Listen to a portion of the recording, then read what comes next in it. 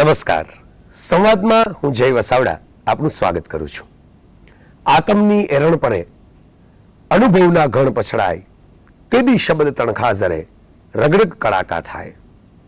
આવી જ કંઈક વાત, આત્માની વાત, અનુભવની વાત, શબ્દના તણખાની વાત એ લઈને આપણી વચ્ચે આવ્યા છે સૌરાષ્ટ્ર યુનિવર્સિટીના પ્રોફેસર ડોક્ટર અંબાદાન રોહડિયા. રોહડિયા સાહેબ, આપનું સ્વાગત છે સંવાદમાં. નમસ્કાર. આપનું ચારણી સાહિત્યના સંશોધનનું કામ ખૂબ જાણીતું છે, ઠેર ઠેર ગાજતું રહ્યું છે, અને આપે હસ્તપ્રતના સંશોધન અંગે ખૂબ કામગીરી કરી છે. આપ ક્લાસરૂમમાં તો ભણાવો છો, અધ્યાપન કરો છો, પણ એની સાથે સંશોધન પણ ખૂબ રસથી કરો છો.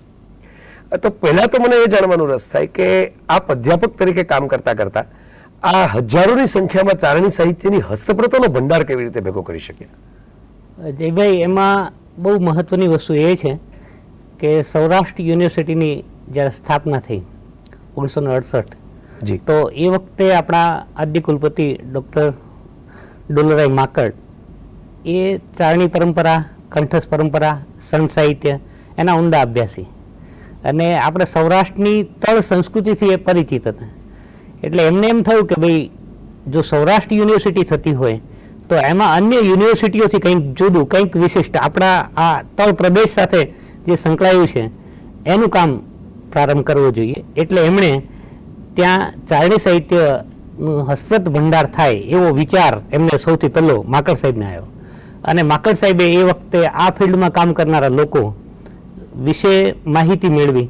તો એમાં રતુદાનભાઈ રોહડિયા દુનાના ગામમાં 4 ધોરણ ભણેલા, આપ તો જાણો છો, બિલકુલ જેને હેલન કેલર કહી શકાય એવા બેરામુંગાઈ વ્યક્તિ, પણ એમની પાસે એક સૂઝ હસ્તપ્રત ઉકેલવાની, હસ્તપ્રત મેળવવા માટેની એમની લગન, અને એ ઈસદાસજીના 17મી પેઢીના વારસ થાય, ઈસદાસજી રોહડિયા ઈસરા પરમેશ્વરા. એટલે એમણે એ વખતે આ રતુદાનભાઈ રોહડિયાને સૌરાષ્ટ્ર યુનિવર્સિટીમાં નિમંત્ર્યા, અને એમની સાથે આપણા કવિ દાદુભાઈ પ્રતાપદાન મિશ્રણ.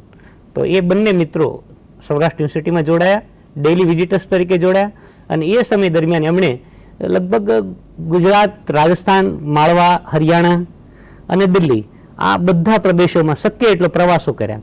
એ પ્રવાસોનો પ્રારંભ થયો ને એકાદ જ વર્ષમાં દાદુભાઈને એમની પ્રકૃતિને કારણે, એમના અલગારી મિજાજને કારણે એમને અનુકૂળ ન આવ્યું, એમણે એ સર્વિસ છોડી દીધી. પણ રતુદાનભાઈ આ પ્રવૃત્તિમાં લાગ્યા રહ્યા, અને એમણે લગભગ 20,000 જેટલી ચારણી સાહિત્યની હસ્તપ્રતો સૌરાષ્ટ્ર યુનિવર્સિટીમાં એકત્ર કરી આપી. આ હસ્તપ્રતોનો તમે ઊંડાણથી અભ્યાસ કરો તો એમાં છંદશાસ્ત્ર મળે, એમાં અલંકાર શાસ્ત્ર મળે, એમાં ઇતિહાસ મળે, એમાં સંસ્કૃતિની વાત મળે, એમાં ડોક્યુમેન્ટરીની વાત મળે. એટલે ઘણી બધી મહત્વની વિગતો એમાં પ્રાપ્ત થઈ છે, અને યુજીસીની સહાયથી એ હસ્તપ્રત ભંડાર આપણે ત્યાં સુરક્ષિત છે. એ પછી એના સૂચિપત્રો તૈયાર કરવાનું, કારણ કે હસ્તપ્રતો મેળવવી એક કામ હતું, પણ હવે હસ્તપ્રતોમાં જે સામગ્રી છે એ શું છે એનો જો અભ્યાસ થાય તો જ લોકો સુધી તમે એ પહોંચાડી શકો. તો ઈશ્વરભાઈ દવે અને રતુદાનભાઈએ સાથે મળીને કામ કર્યું, અને હસ્તપ્રતોનો સૂચિપત્ર ભાગ 1, ચારણી સાહિત્ય પ્રદીપ સૂચિપત્ર ભાગ 1 એમણે તૈયાર કરી આપ્યો. એ પછી દવે સાહેબ નિવૃત્ત થઈ ગયા, એટલે નવી નવી હસ્તપ્રતો પાછી મળતી રહેતી હતી. તો એ હસ્તપ્રતો જે આવી એમણે બળવંતભાઈ જાની, ડૉક્ટર બળવંત જાની અમારા ડિપાર્ટમેન્ટના હેડ છે, તો એમણે અને રતુદાનભાઈએ પાછો સૂચિપત્ર ભાગ 2 પ્રકાશિત કર્યો. એટલે યુનિવર્સિટીમાં જે હસ્તપ્રતો છે એમાં શેની વિગતો છે એ બધું સૂચિપત્ર ભાગ 1 અને 2માં મળ્યા. બહુ સરસ વાત છે. રોહડિયા સાહેબ, આટલું બધું હસ્તપ્રતનો ભંડાર છે, એના ઉપર સંશોધન થતું રહે છે, આપણા હાથ નીચે ઘણા વિદ્યાર્થીઓ પીએચડી અને એમફિલ કરતા રહે છે.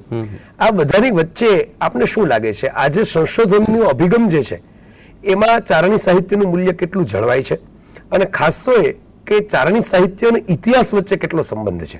એટલે એમાં ફિક્શન કેટલું છે અને ફેક્ટ કેટલું છે? વાહ જયભાઈ, બહુ સરસ, મને ગમે, અને આપણા સૌ શ્રોતાઓને ગમે, સમાજ સુધી આ વાત પહોંચે બહુ જ જરૂરી છે.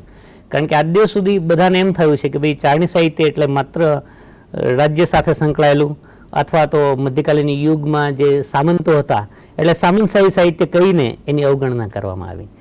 આજે વસ્તુસ્થિતિ એ છે કે માત્ર રાજા મહારાજાનો ઇતિહાસ નહીં, પણ આમ જનતા, નાનામાં નાનો માણસ, કારણ કે ચારણો તો વીરત્વના પૂજારી રહ્યા છે. ચારણી સાહિત્ય એ આર્ટ ફોર આર્ટ નહીં, માત્ર કલા ખાતર કલા નહીં, પણ આર્ટ ફોર લાઈફ, એ જીવન ખાતર કલાનું ઉદાહરણ છે. એટલે એમાં મહિમા થયો છે, સંસ્કૃતિનો મહિમા થયો છે, સદગુણોનો મહિમા થયો. સદગુણોનો મહિમા થયો છે. તો આવા સદગુણો જેમનામાં વિકસા એમની વાત એમણે કરી હોય, જેણે ક્યાંક બલિદાન આપ્યું, જેણે ક્યાંક શૌર્ય દાખ્યું, જેણે ક્યાંક સંસ્કૃતિ માટે ત્યાગ કર્યો, એવા લોકોની વાત ચારણી સાહિત્યમાં ઇતિહાસ રૂપે સંકળાય. હવે ઇતિહાસની કન્સેપ્ટ એમની પાસે એ હતી કે બિલકુલ ક્રોનોલોજીકલ ઇતિહાસ પ્રમાણે એ તૈયાર કરતા નહોતા, કારણ કે એને તો કંઠસ્થ પરંપરામાં સાચવવાનું હતું. એને કોઈ દસ્તાવેજ એની પાસે હતા નહીં, અને એ વખતે એમની પાસે પ્રકાશનની એવી સુવિધા નહોતી. એટલે જે વસ્તુ સાચવવી છે એ સાચવવી કેવી રીતે, તો કે એને શબ્દબદ્ધ કરીને સાચવી લીધી. એટલે માની લો કે હું એક દુહો તમને કહેતો હોઉં, તો એ દુહામાં આખી પરંપરા, માની લો કે મહારાણા પ્રતાપ વિશે દુશાજી આઢાએ એક દુહો લખ્યો કે અકબર ગરબ માણ હિન્દુ સ હાજર હુઆ દીઠો કોઈ દિવાણ કે કરતો લટકા કટહડે. હવે આખી વાતને તો અત્યારે પરિસ્થિતિ એ છે કે આ પરંપરાને જાણનારા, એના મર્મને સમજનારો એક આખો વર્ગ રહ્યો નથી આપણી પાસે, અને ધીમે ધીમે પરિસ્થિતિ એ થઈ કે એનાથી આપણે વંચિત થતા ગયા, અને તળપદી શબ્દો પણ હવે નવી પેઢી ભૂલતી જાય છે. ભૂલાતા ગયા. પેલામાં અકબર ગરબ માણ, ગરબ એટલે ગર્વ, અકબર તારે અભિમાન કરવાની વાત નથી. કેમ તો કે અકબર ગરબ માણ હિન્દુ સ હાજર હુઆ. તને એમ લાગે છે કે બધા હિન્દુઓ અહીંયા હાજર થયા છે? ના, એક સિસોદિયો કુલભૂષણ મહારાણા પ્રતાપ નથી આવ્યા. એટલે અકબર ગર્ભમાણ હિન્દુ સ હાજર હુઆ દીઠો કોઈ દિવાણ કરતો લટકા કટહડે. હવે આ દિવાણ છે ને એ જ મહારાણા બિરુદ છે, કારણ કે ત્યાં એ લોકો રાજા કોને માને છે, તો કે એકલિંગજીને રાજા માને છે. એટલે ટ્રસ્ટીશીપના સિદ્ધાંતની વાત પણ કાલ માર્ચ સુધી નહીં, પણ એથી આપણે ત્યાં પણ આપણી પરંપરામાં છે, આપણું ધ્યાન ત્યાં ગયું નથી. કારણ કે ભરતજીએ ગાદી ચલાવી ત્યારે ચરણ પાદુકા મૂકી છે, શિવાજીએ તો પોતાનું રાજ્યનો ધ્વજ ભગવો રાખ્યો, એને પણ આ સંદર્ભમાં જ રાખ્યો છે, અને મહારાણા તો એ ગાદીપતિ એકલિંગજીને માને છે. અમે તો એકલિંગજીના દિવાન છીએ, અમે એમના વતી ટ્રસ્ટીશીપની રીતે આ રાજ્ય ચલાવીએ છીએ. એટલે દીઠો કોઈ દિવાણ કરતો લટકા કટહડે.